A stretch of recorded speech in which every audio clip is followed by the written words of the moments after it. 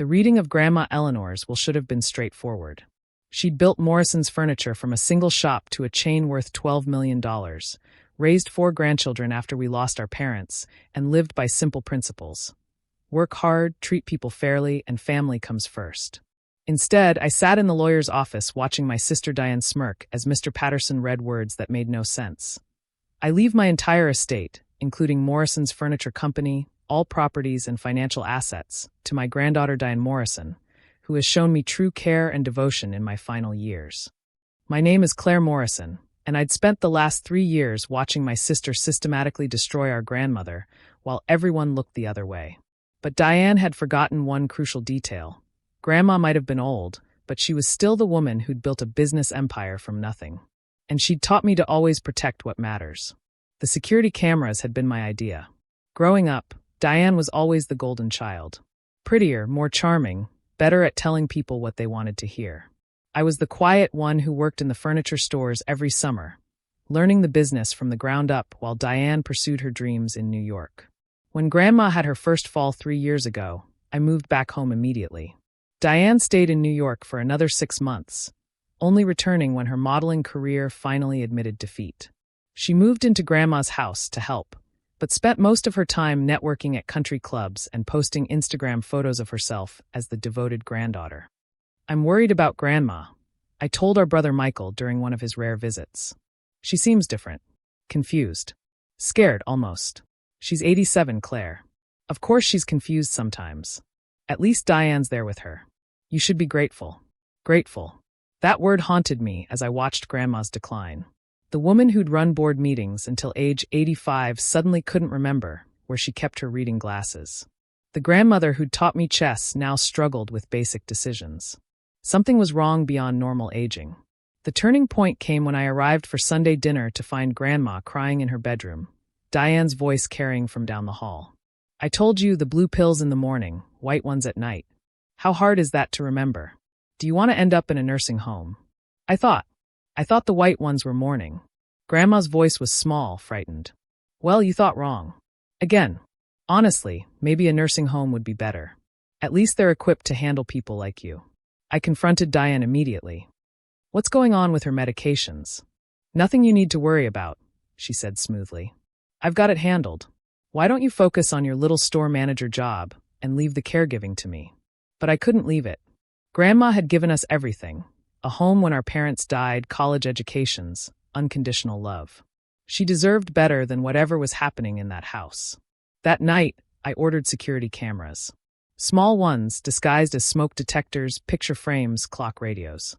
Grandma had always been security conscious, she'd understand. I installed them during my next visit while Diane was at her Pilates class. "What are you doing, dear?" Grandma asked, watching me work. "Making sure you're safe, Grandma. These will record if anyone breaks in." She studied me with eyes that seemed clearer than they'd been in months. "Or if someone's already inside?" "That too," I said carefully. She nodded slowly. "Good girl. Always thinking ahead. Just like I taught you." What those cameras captured over the next 18 months made me sick. Diane switching Grandma's medications, giving her sleeping pills during the day and stimulants at night to increase confusion. Diane screaming at Grandma for minor things, spilling tea, forgetting names, asking questions. Diane going through financial documents late at night, practicing Grandma's signature. But the worst was the psychological torture. "You're losing it, Grandma," Diane would say sweetly.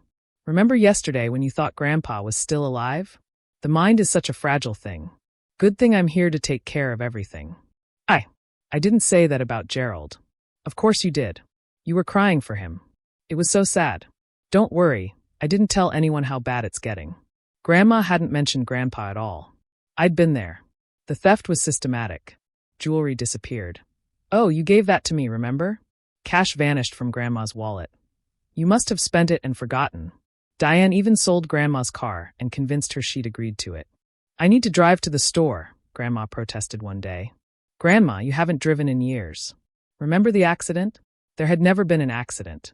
But say something enough times to an elderly person you're drugging, and they start to believe it. I tried everything. Adult Protective Services said Grandma seemed well cared for. Our brother Michael thought I was jealous. Our cousin Sarah said Diane deserved compensation for her caregiving. The family doctor, who only saw Grandma when Diane brought her in, noted some confusion but nothing alarming. Meanwhile, the cameras showed the truth. Diane withholding meals as punishment. Diane hiding Grandma's phone so she couldn't call anyone. Diane threatening her. If you tell anyone about our little arguments, they'll put you in a home. You know what happens in those places? They tie you to beds. Drug you until you can't think. Is that what you want? The will change happened 6 months before Grandma died. On camera, Diane presented papers to a confused, medicated Grandma at 2 a.m. Just sign here, Grandma. It's for your Medicare. What does it say? I can't read without my glasses. Where are your glasses? Oh, Grandma, you lost them again. So forgetful. Just sign, it's nothing important. Grandma signed. The next day, she didn't remember it at all. When I asked about updating her will during a lucid moment, she said, "It's all taken care of, dear. Split equally between the 4 grandchildren, just like I always planned." Diane must have destroyed that will and filed the new one.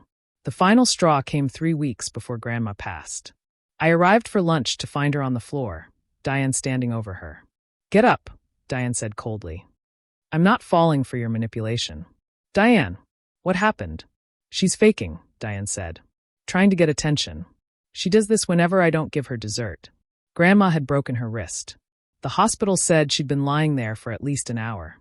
When I tried to tell them my suspicions, Diane produced power of attorney documents, also signed at 2 a.m., also on camera, and banned me from visiting. I couldn't even say goodbye. Grandma died alone while Diane was at a wine tasting. She went peacefully in her sleep. Diane told everyone at the funeral, dabbing at dry eyes. I'm just grateful I could be there for her at the end. So when Mr. Patterson read that we're leaving everything to Diane for her care and devotion, I was ready. "I'd like to contest this will," I announced. Diane laughed. "Of course you would. Can't accept that Grandma loved me more." "No," I said quietly. "I can't accept that you killed her." The room erupted. Michael jumped up. "Claire, how dare you?" "Sit down, Michael. Mr. Patterson, I have evidence that this will was procured through elder abuse, fraud, and undue influence. I also have evidence of criminal conduct that hastened my grandmother's death." Diane's smirk faltered. "What evidence?" 18 months of security footage. 47 videos showing elder abuse, medication tampering, theft, and fraud. Would you like me to play them now, or should we save them for the police? You recorded me? In Grandma's house? That's illegal. Grandma's house had security cameras for her protection. She knew about them. You didn't. And everything you did is perfectly legal to record in her own home. Mr. Patterson, who'd been Grandma's lawyer for 40 years, leaned forward. "I think I need to see these videos." I pulled out my laptop and external drives. 47 videos, each labeled and dated. I started with the medication switching. "That's attempted murder," Mr. Patterson said quietly after the 3rd video. "Giving an 87-year-old woman the wrong cardiac medication intentionally." I was confused. Diane protested. "Caregiving is stressful. So stressful that you stole her jewelry?" I played the video of Diane pocketing Grandma's anniversary ring while telling her she'd lost it. Or forged her signature? Another video of Diane practicing Grandma's handwriting late at night. Or threatened her?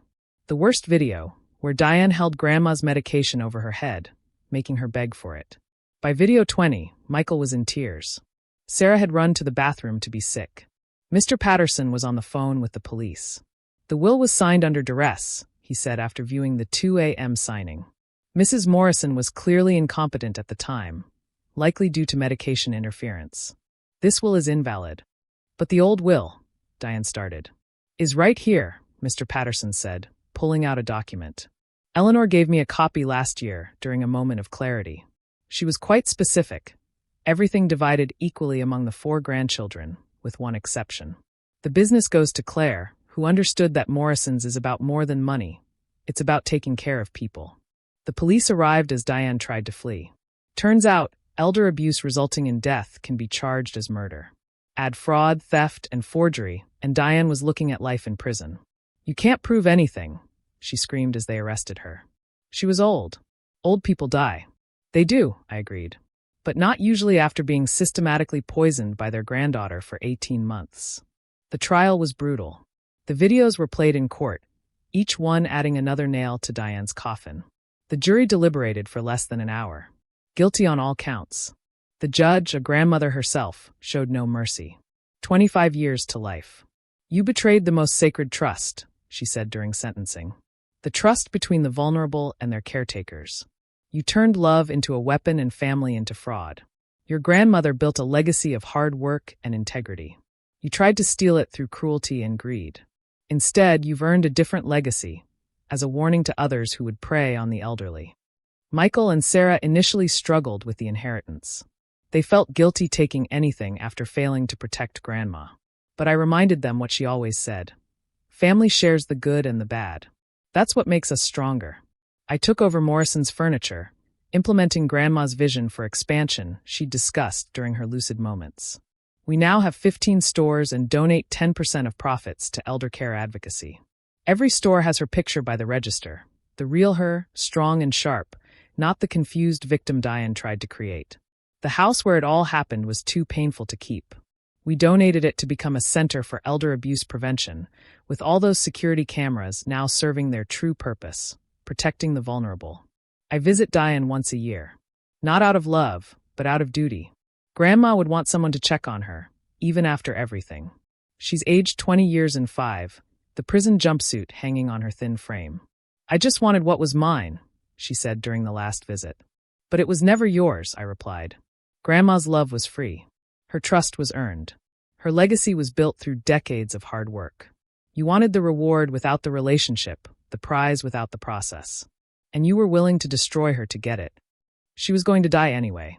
We're all going to die anyway. That doesn't give anyone the right to steal our dignity, our peace, our final years. You didn't just try to steal her money, Diane. You stole her comfort, her security, her faith in family. That's what those cameras really showed. Not just crime, but cruelty. She had nothing to say to that. I run Morrison's furniture now, sitting in the same office where Grandma built her empire. Her desk, her chair, her principles. Every decision I make, I ask myself what she would do. The real her, not the confused shadow Diane created. The security system in every store is state-of-the-art. Some people think I'm paranoid. But I know the truth. Sometimes the greatest threats come from the people who claim to love you most. Grandma knew it too, which is why she understood when I installed those cameras. Always thinking ahead, she'd said. Just like I taught you. She taught me more than that. She taught me that strength isn't about controlling others. It's about protecting them. That family isn't about blood, it's about behavior. That love isn't about words, it's about actions. Diane said all the right words. I love you, Grandma. I'm here for you. Family takes care of family. But the cameras showed her actions. And actions, as Grandma always said, are the only truth that matters. My name is Claire Morrison. My sister convinced our grandmother to change her will through elder abuse and fraud. She thought she'd won when the lawyer read her name as sole beneficiary. She forgot about the security cameras I'd installed, all 47 videos showing her crimes. Now she's serving 25 to life, and I run the family business the way Grandma intended, with integrity, compassion, and constant vigilance against those who would prey on the vulnerable. Grandma always said I was the quiet one, the watcher, the one who noticed things others missed. Turns out, that's exactly what she needed.